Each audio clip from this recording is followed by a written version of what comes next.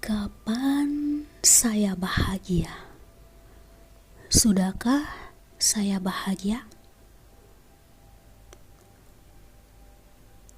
Mari kita tengok di dalam kehidupan nyata. Seseorang merasa baru bisa bahagia jika memiliki pasangan atau sudah menikah. Tapi kenapa banyak yang sudah memiliki pasangan malah tidak bahagia dan ingin berpisah? Ada yang merasa hidupnya bisa bahagia jika memiliki banyak uang, pengakuan publik, status yang tinggi. Tapi kenapa banyak yang merasa tertekan, stres, bahkan ada yang mengakhiri hidupnya ketika sudah terkenal atau ketika sudah ada di atas. Ada juga yang ingin bahagia dengan membeli barang mahal, liburan mewah, pamer gaya hidup demi validasi. Namun, kenapa senangnya hanya sesaat, lalu merasa kosong? Kemudian, ada juga di media sosial, ada yang mengejar likes, views, komentar positif untuk merasa berharga. Tapi kalau ada respon negatif, langsung merasa buruk, rendah diri.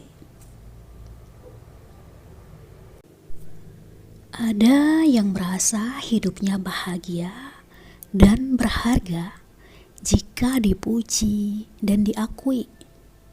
Kalau tidak ada yang memuji, akan merasa gagal, sedih, kacau, kecewa.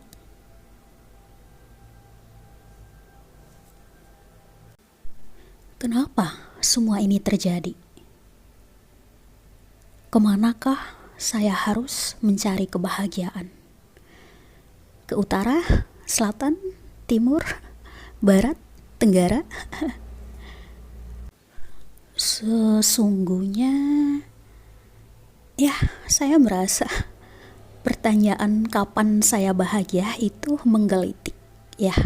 Ada yang saya sendiri mendengarkan selalu bertanya kapan saya bahagia. Tapi terus terang ini juga mewakili pertanyaan saya belasan tahun yang lalu. Saya pernah menulis di diaryku menulis jika saya menang lomba ini maka saya akan bahagia. Jika saya mencapai ini maka saya akan bahagia. Hanya catatan di diary itu sudah saya sobek sudah saya bakar karena sudah tidak relevan lagi gitu ya. Dan untuk kali ini ketika kita membahas tentang kapan saya bahagia, sudahkah saya bahagia? Kita perlu memperhatikan poin-poin penting yang perlu dipraktekkan di dalam kehidupan sehari-hari.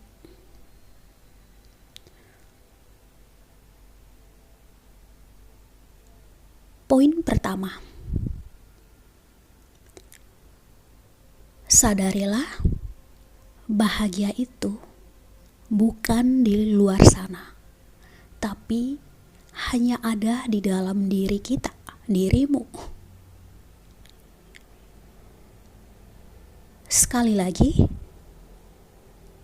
bahagia itu bukan ada di luar sana, tapi hanya ada di dalam diri kita. Pola pikir dan cara pandang ini yang perlu kita ubah terlebih dahulu. Kalau kita mau mencari di luar, tidak bakalan ketemu. Yang didapat hanyalah kesenangan sesaat, lalu merasa kosong lagi.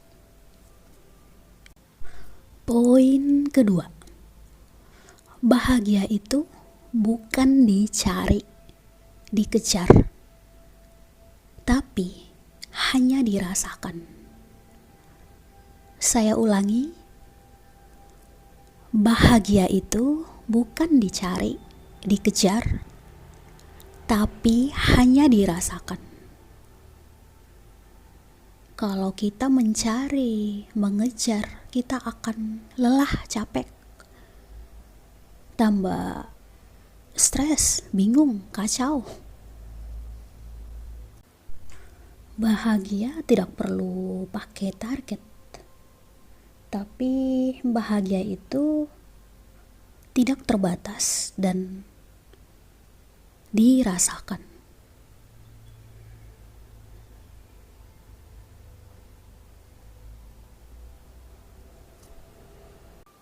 Kemudian poin ketiga, ada kalimat yang mengatakan bahagia itu sederhana. Tapi kenapa kita yang sering mempersulit diri? Seolah-olah bahagia itu sulit didapat. Kalau kita ingin mempraktekkan bahagia itu sederhana, kita perlu belajar contoh konkret itu dari anak-anak ya. Mereka hanya mengekspresikan kebahagiaan diri mereka dengan hal-hal sederhana. Jadi ya amati saja bagaimana mereka menikmati situasi kondisi yang mereka ciptakan dan bagaimana melihat ekspresi mereka ya, dan di situ kita bisa belajar dari mereka ya kalau bahagia itu sederhana.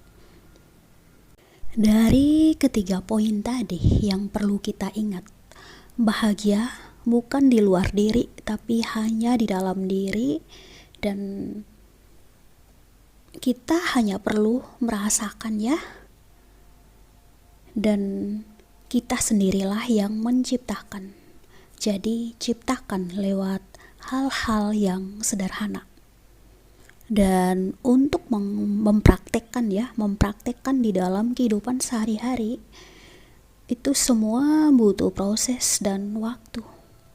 Ketika kita selalu mempraktikkan atau menciptakan kebahagiaan di dalam hidup sehari-hari ya, dengan hal-hal sederhana, lewat hal-hal ya sederhana atau kayak sepele ya, justru kita akan menjadi kunci kebahagiaan itu sendiri. Sebelum kita akhiri video ini, saya akan menambahkan beberapa pertanyaan sebagai bahan refleksi ya. Yang pertama,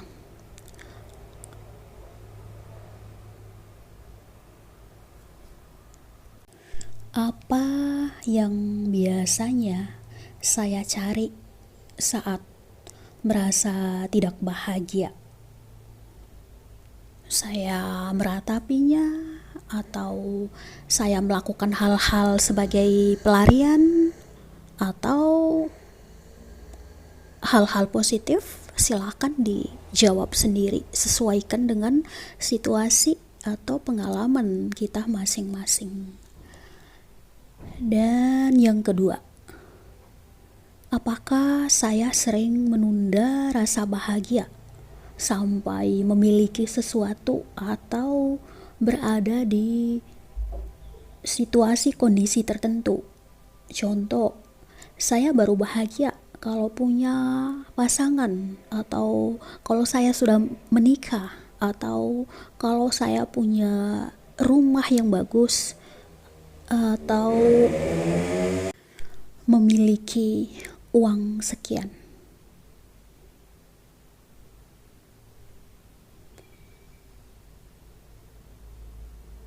Yang ketiga, seberapa sering saya membandingkan kebahagiaanku dengan orang lain.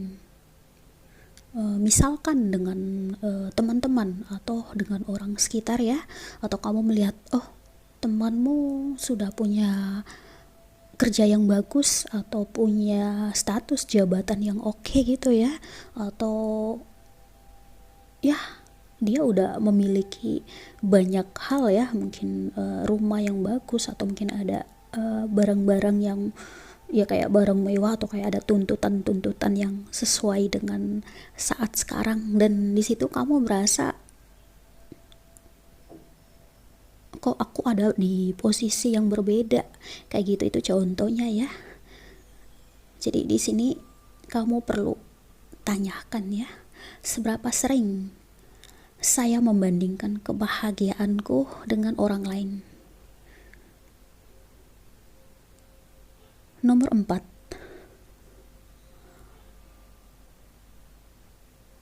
pernahkah saya merasa bahagia hanya sebentar setelah mendapat sesuatu yang kuinginkan, lalu kembali merasa kosong atau hampa?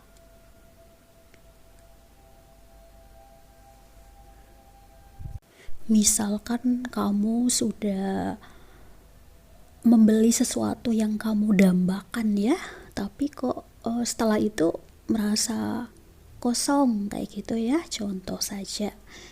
Dan yang kelima, apa yang bisa kulakukan sekarang juga ya, yang dilakukan tanpa syarat eksternal atau validasi eksternal ya, untuk merasa lebih tenang atau damai.